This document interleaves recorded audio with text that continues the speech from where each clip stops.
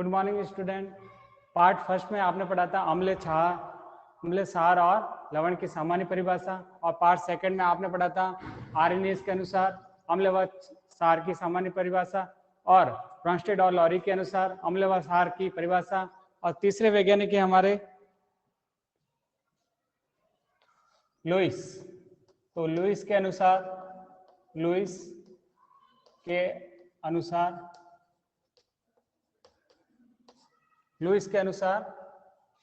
अम्ल क्षार की परिभाषा।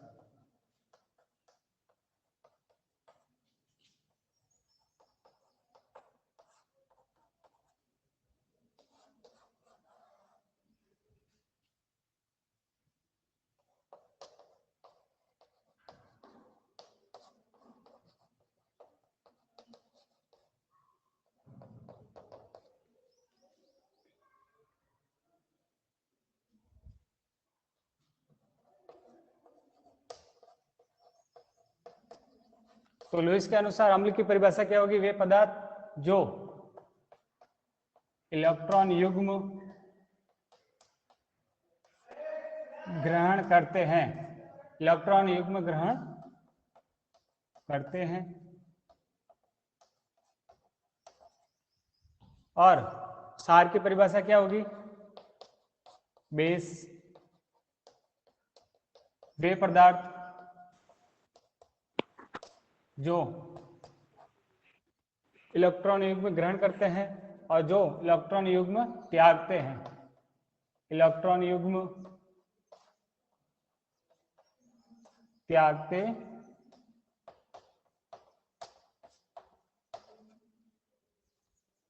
उदाहरण देखो इसका, BF3,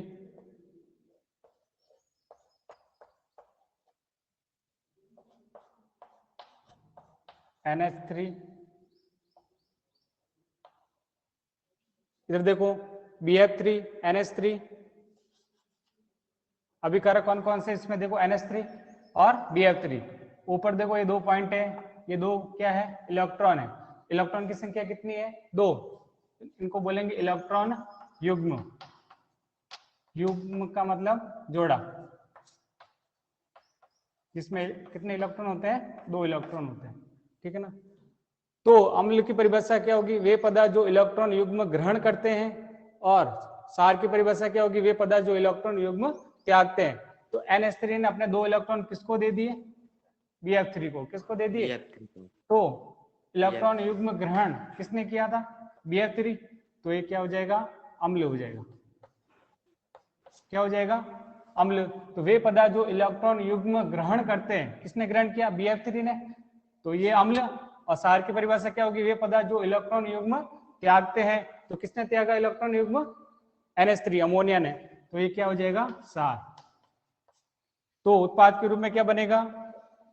BF3, इसके ऊपर 2 पॉइंट, वापस NH3। तो इसमें अम्ल कौन सा? जो इलेक्ट्रॉन युग्म ग्रहण करता है। और क्षार क्या होगा? जो इलेक्ट्रॉन युग्म त्यागता है। तो इसमें अम्ल कौन सा हुआ? BF3। और इसके अलावा और भी है, ALC3 आदि। और क्षार कौन कौन से होंगे इसमें? H2O, NH3 आदि। तो लुईस के अनुसार अम्ल है और लुईस के अनुसार क्षार है। तो आगे क्या लिखेंगे? लुईस अम्ल, और ये लुईस क्षार, ठीक है ना। तो सबसे पहले वैज्ञानिक आए थे आर्हेनियस। उन्होंने कहा था कि किसी भी पदार्थ को पानी के साथ मिलाया जाए तो वो कौन सा आयन देते हैं? हाइड्रोजन आयन देते हैं, तो वो अम्ल कहलाते हैं। और किसी भी पदार्थ को पानी के साथ घोलने पर हाइड्रोक्सिल आयन देते हैं तो वो क्या कहलाते हैं? क्षार कहलाते हैं। दूसरे हमारे वैज्ञानिक थे ब्रॉन्स्टेड और लॉरी। तो ब्रॉन्स्टेड और लॉरी ने क्या कहा था?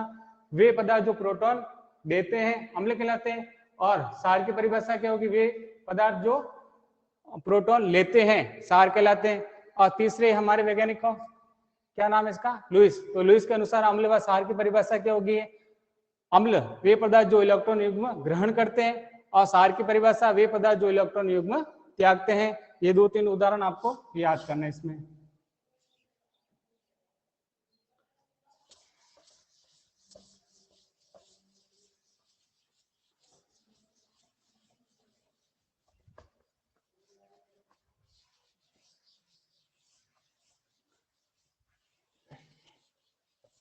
एक तो देखो अम्ल व क्षार की सामान्य परिभाषा, एक आरएनएस के अनुसार अम्ल व क्षार की परिभाषा, और ब्रोंस्टेड और लॉरी के अनुसार अम्ल व क्षार की परिभाषा, और लुईस के अनुसार अम्ल व क्षार की परिभाषा। मतलब कुल मिलाकर कितनी परिभाषाएं हो जाएंगी, 8।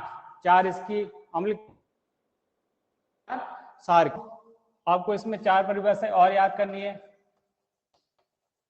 प्रबल अम्ल, दुर्बल अम्ल,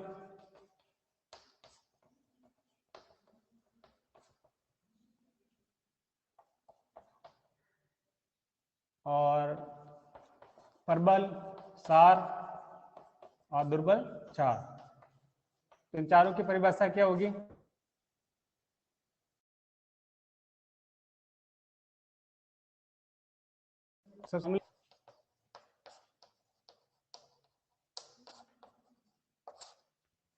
वे अम्ल जो जल में पूर्ण रूप से आयनित होते हैं, पूर्ण रूप से आयनित होते हैं,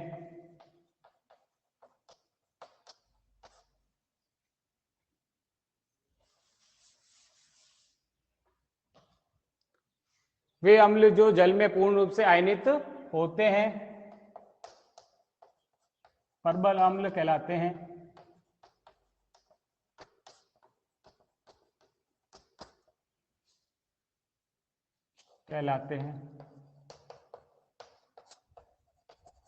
उदाहरण में देखो, HCl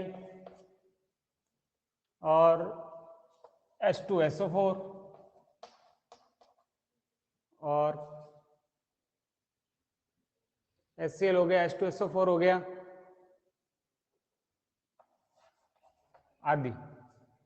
और दूसरी परिभाषा दुर्बल क्षार,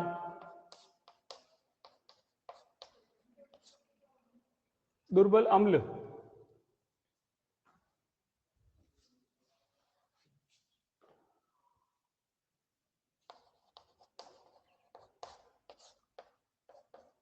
वे अम्ल जो जल में पूर्ण रूप से आयनित नहीं होते हैं, आयनित नहीं होते हैं,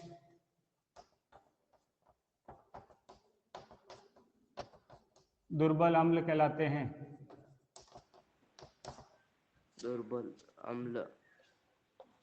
अम्ल कहलाते हैं। तो इसमें उदाहरण कौन कौन से है, एसिटिक अम्ल CH3COOH, दूसरा है कार्बोनिक अम्ल H2CO3 आदि। तीसरी परिभाषा है प्रबल क्षार,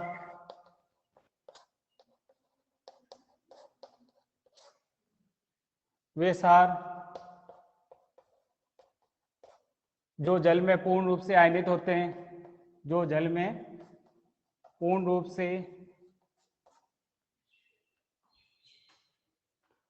से आयनित होते हैं,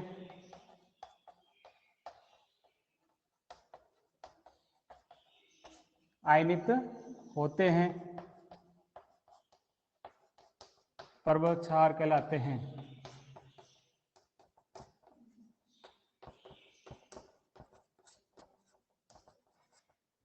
उदाहरण देखो, NaOH, कास्टिक सोडा भी बोलते हैं इसको, सोडियम हाइड्रोक्साइड। दूसरा उदाहरण KOH, पोटेशियम हाइड्रोक्साइड आदि। चौथी परिभाषा है दुर्बल क्षार,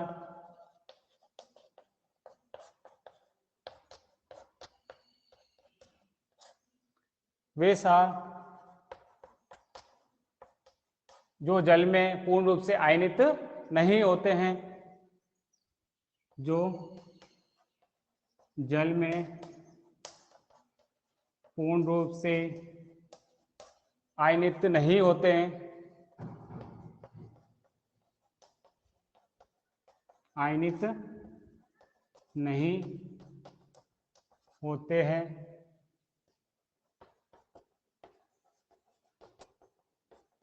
दुर्बल सार कहलाते हैं। दुर्बल सार कहलाते हैं। कहलाते हैं। उदाहरण में देखो,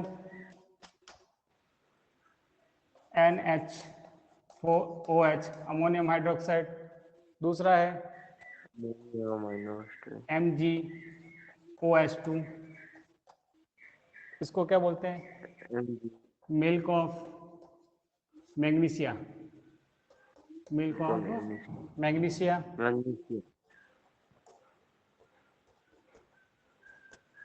अपनी भाषा में इसको क्या बोलते हैं? इनो। क्या बोलते हैं? इनो। ये चार परिभाषाएं आपको याद करनी है।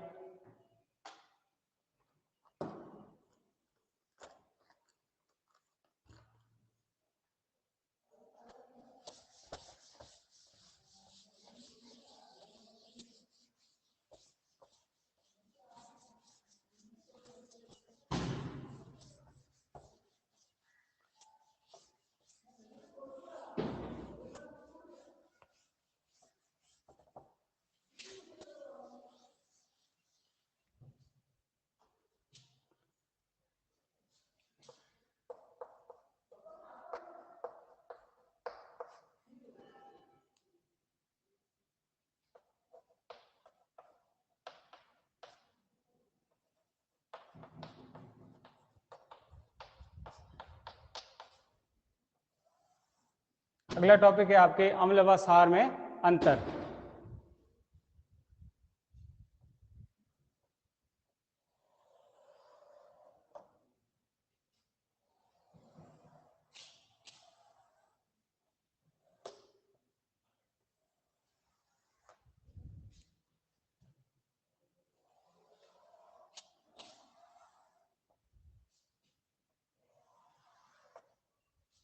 एक तरफ अम्ल और दूसरी तरफ क्षार।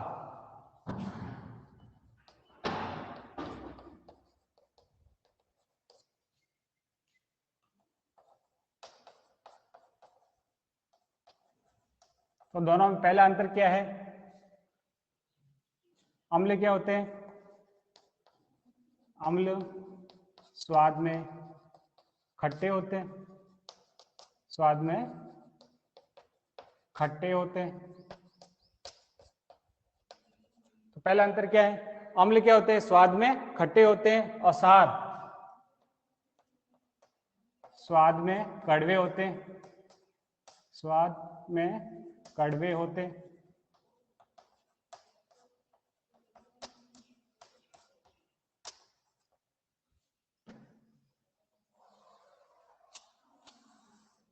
दूसरा अंतर है,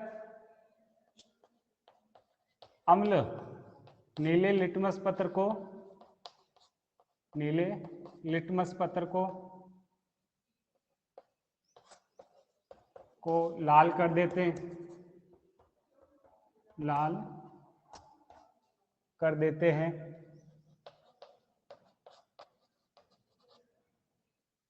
और क्षार क्या करते हैं? लाल को नीला कर देते हैं, लाल लिटमस पत्र को नीला कर देते हैं, नीला कर देते हैं।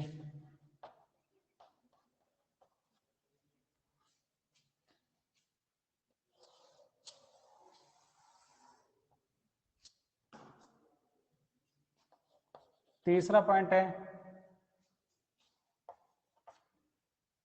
क्षार को स्पर्श करने पर साबुन जैसे चिकने होते हैं, साबुन जैसे चिकने होते हैं।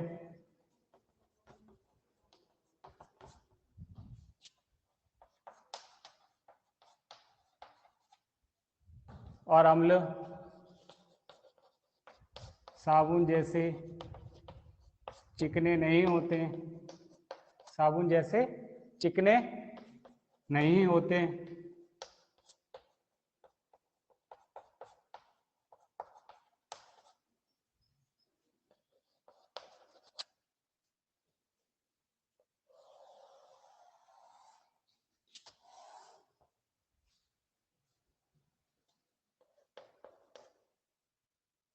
चौथा पॉइंट है अम्ल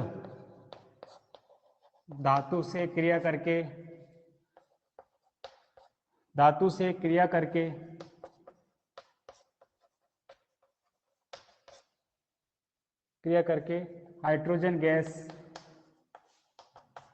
हाइड्रोजन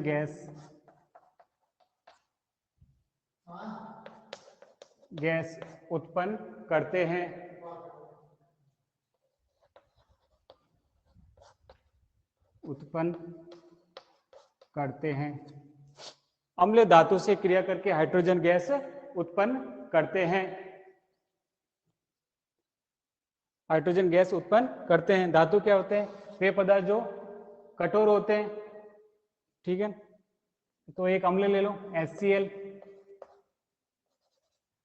अम्ल प्लस धातु क्रिया करके, अम्ल और धातु क्रिया करके क्या बनाएंगे? लवण प्लस हाइड्रोजन गैस। क्या बनाएंगे? तो एक अम्ल ले लो HCl और एक धातु ले लो जिंक।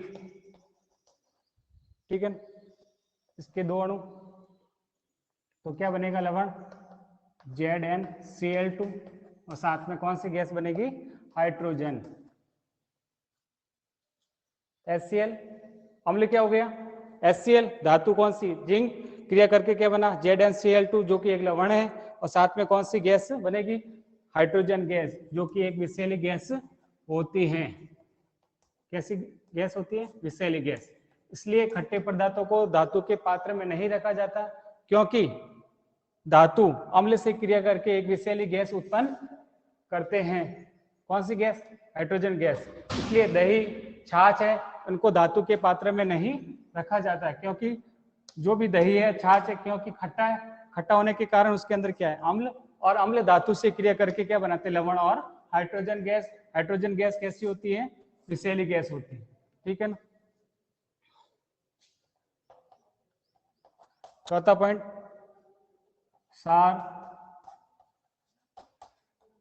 सार भी धातु से क्रिया करके हाइड्रोजन गैस बनाता है। सार धातु से क्रिया करके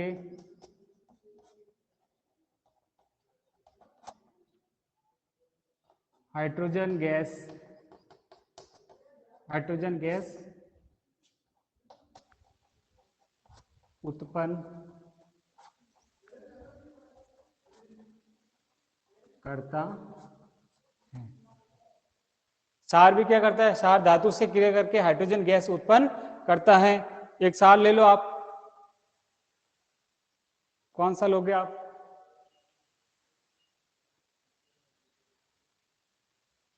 सार प्लस धातु क्रिया करके लवण, और साथ में कौन सी गैस बनेगी? हाइड्रोजन।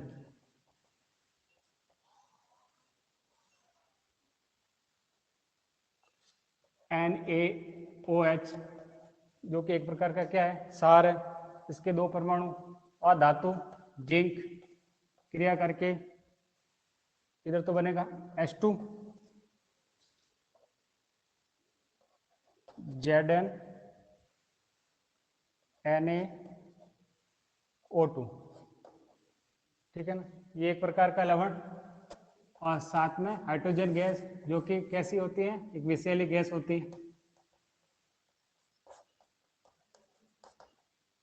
तो देखो, अम्ल व सार में पहला अंतर क्या है? अम्ल स्वाद में खट्टे होते हैं और सार स्वाद में क्या होते हैं? कड़वे होते हैं।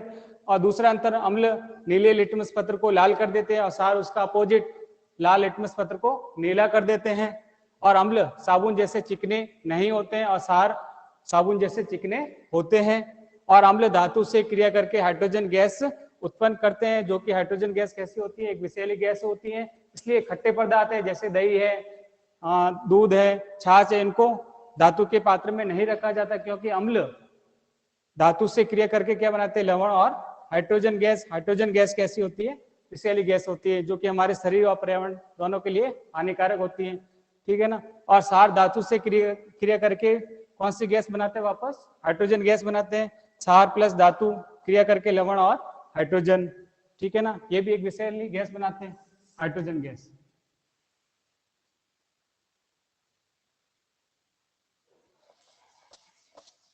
कितने पॉइंट हो गए, 4 पॉइंट हो गए आप।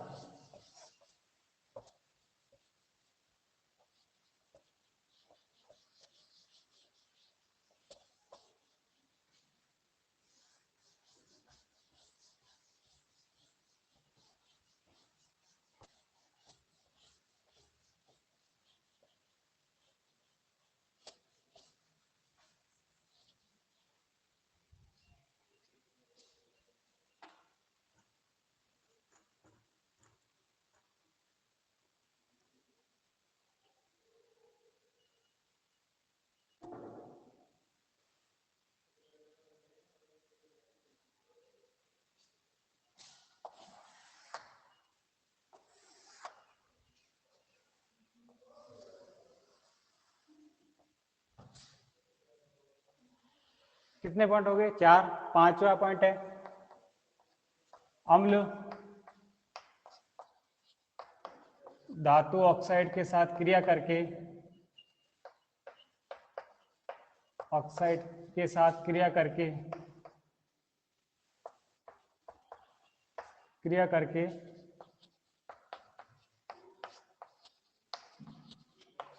करके लवण व जल का निर्माण करते हैं, जल का निर्माण करते हैं।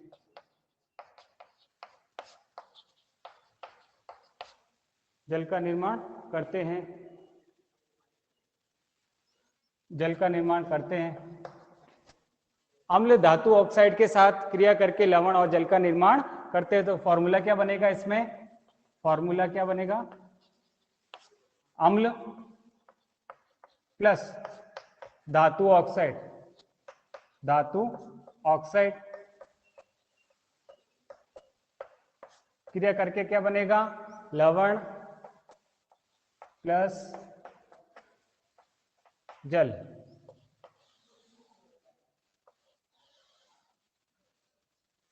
अम्ल कौन सा है, देखो इसमें HCl,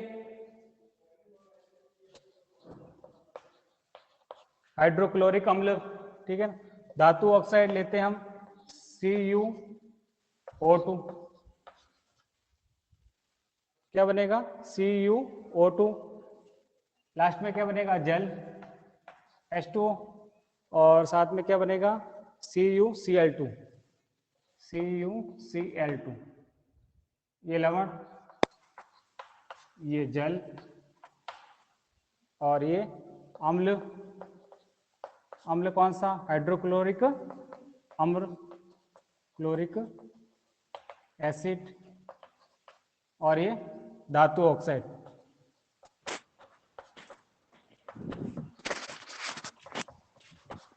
तो अम्ल धातु ऑक्साइड के साथ क्रिया करके क्या बनाते हैं, लवण और जल। अब देखो इसमें अम्ल हो गया, लवण हो गया और जल हो गया। आपने एक अभिक्रिया पढ़ी थी, अम्ल प्लस क्षार क्रिया करके लवण प्लस जल का निर्माण करते हैं। इस अभिक्रिया को हम क्या बोलेंगे, उदासीनीकरण, उदासीनीकरण अभिक्रिया। अम्ल व क्षार आपस में क्रिया करके क्या बनाते हैं, लवण और जल बनाते हैं। देखो इसमें अम्ल हो गया, अम्ल हो गया, इधर देखो उत्पाद में लवण और जल भी हो गया, बाकी कौन रहा, क्षार रहा। तो क्षार कौन सा हो जाएगा, धातु ऑक्साइड। तो इसमें लास्ट में लिखना है आपको धातु ऑक्साइड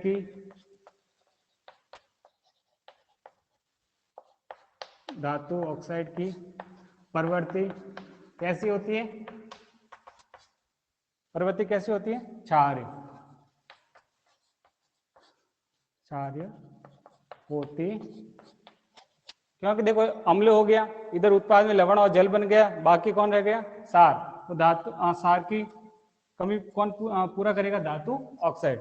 तो इसमें धातु ऑक्साइड की प्रवृत्ति कैसी होती है? क्षार्य होती है।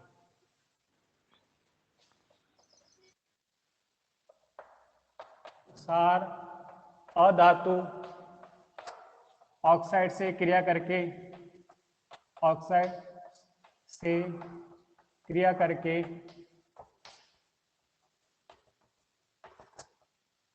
सार अधातु ऑक्साइड से क्रिया करके वापस लवण व जल का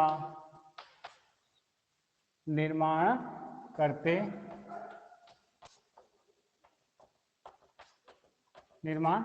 हैं। तो फॉर्मूला क्या बनेगा इसमें? फॉर्मूला क्या बनेगा? सार प्लस धातु ऑक्साइड इधर और इधर अधातु ऑक्साइड,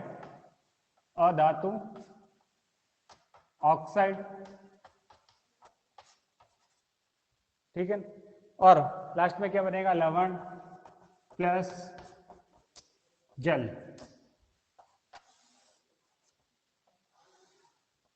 सार कौन सा लेना आपको इसमें? कैल्शियम हाइड्रोक्साइड,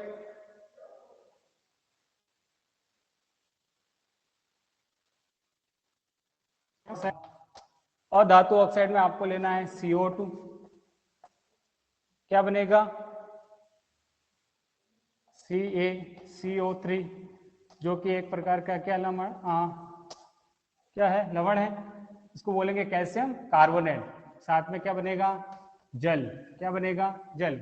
अब देखो इसमें सार प्लस अधातु ऑक्साइड क्रिया करके लवण और जल बनाते हैं। वापस देखो उदासीनीकरण अभिक्रिया, अम्ल प्लस सार आपस में क्रिया करके क्या बनाते हैं? लवण और जल। देखो लवण भी हो गया, जल भी हो गया, ठीक है ना, और सार भी हो गया, बाकी कौन रह गया? अम्ल। तो अम्ल की उत्पत्ति कौन करेगा? Carbon dioxide. तो इसमें अधातु ऑक्साइड कौन सी प्रवृत्ति के होते हैं? अम्लीय प्रवृत्ति के होते हैं। अधातु ऑक्साइड अम्लीय प्रवृत्ति के होते हैं, ठीक है ना। कितने पॉइंट हो गए आपके? 5। एक लास्ट पॉइंट और है, छठा पॉइंट।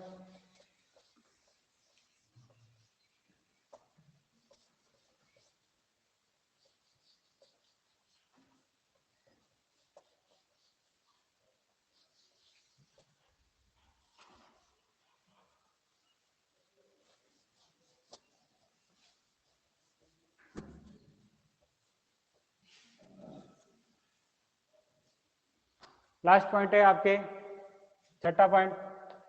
अम्ल व सार आपस में क्रिया करके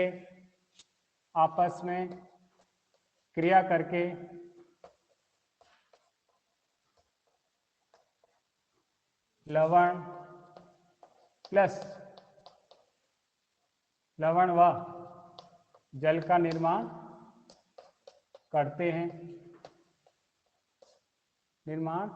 करते हैं।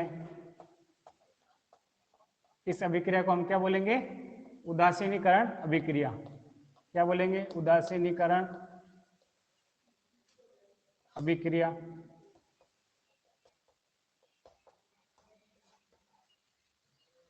फॉर्मूला क्या बनेगा? अम्ल प्लस सार क्रिया करके लवण प्लस जल। एक अम्ल ले लो HCl प्लस एक सार ले लो NaOH कास्टिक सोडा, क्रिया करके लवण NaCl सोडियम क्लोराइड, और साथ में क्या बनेगा? जल। ये फॉर्मूला आपको याद करना है। कौन सी अभिक्रिया है? उदासीनीकरण अभिक्रिया। ये आपके उदाहरण वापस सेम टू सेम वापस लिखना है इसमें। क्षार व अम्ल आपस में क्रिया करके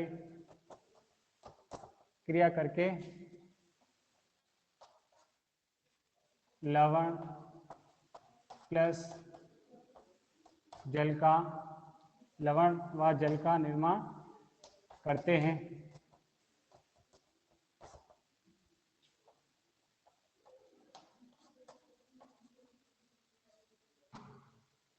तो फॉर्मूला कौन सा बन जाएगा आपके? सेम टू सेम वापस, अम्ल प्लस क्षार क्रिया करके लवण प्लस जल। ठीक है ना?